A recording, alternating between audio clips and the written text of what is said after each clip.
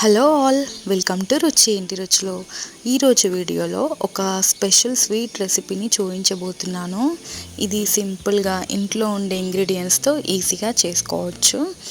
ఇంకా లేట్ ఎందుకు, రెసిపీ ఎలా చేయాలో చూద్దాం ఇప్పుడు.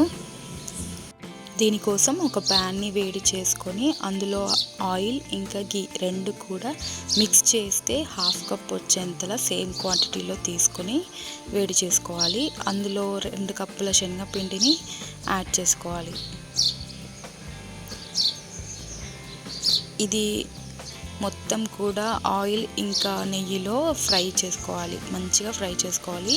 ఫస్ట్ వేసినప్పుడు మనకు కొంచెం పచ్చివాసన అనేది వస్తుంది, మీరు అబ్జర్వ్ చేయొచ్చు. ఆ తర్వాత మనం కంటిన్యూస్గా కలుపుతూ ఉండాలి, లేదంటే అది అడుగు పట్టేస్తుంది.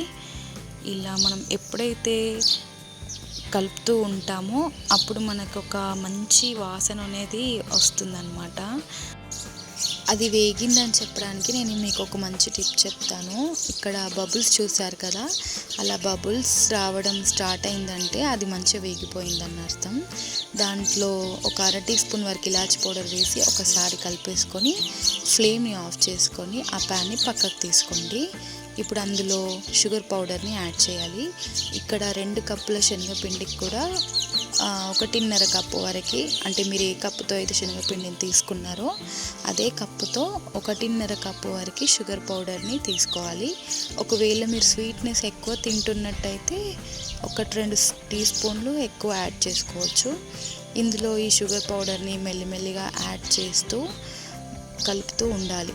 ఎక్కడా కూడా ఉండలుగా ఉండకుండా మొత్తం మంచిగా కలుపుతూ ఉండాలి. ఇలా కలుపుతుండగానే మీరు ఇక్కడ చూడొచ్చు, కొంచెం కొంచెంగా అది గట్టిపడడం స్టార్ట్ అవుతుంది. మీరు ఇలా కలుపుతుండగానే అది చపాతీ ముద్దని మనం ఎలా అయితే కలుపుకొని పెట్టుకుంటామో అలా అవ్వడం స్టార్ట్ అవుతుంది. చూసారు కదా, ఇలా అవుతుంది.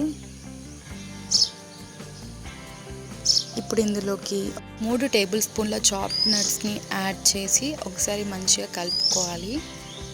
మీకు ఒకవేళ గరిటెతో ఇబ్బందిగా అనిపిస్తే చేత్తో కూడా ప్రెస్ చేసుకోవచ్చు. కాకపోతే మనం చపాతీ పిండిని ఎంతైతే గట్టిగా ప్రెస్ చేస్తామో అలా చేయకూడదు, ఇది కొంచెం సాఫ్ట్గా స్మూత్గా కలుపుకోవాలి. ఇప్పుడు ఇలా కలుపుకొని పెట్టుకున్న ఈ మిక్స్చర్ని కొంచెం కొంచెంగా తీసుకొని లడ్డు ఫామ్లో చేసుకోవాలి. చూసారు కదా ఎంత స్మూత్గా కనిపిస్తుందో. రిమైనింగ్ అంతా పిండిని కూడా ఇలా చిన్న చిన్న లడ్డూలుగా చేసుకోవాలి. ఈ లడ్డు చాలా సాఫ్ట్గా నోట్లో వెన్నలాగా కరిగిపోతుంది. ట్రస్ట్ మీ, చాలా బాగుంటుంది. అంతే అండి, చూసారు కదా ఎంతో సింపుల్గా ఈజీగా చేసుకోగలిగే బేసన్ లడ్డు.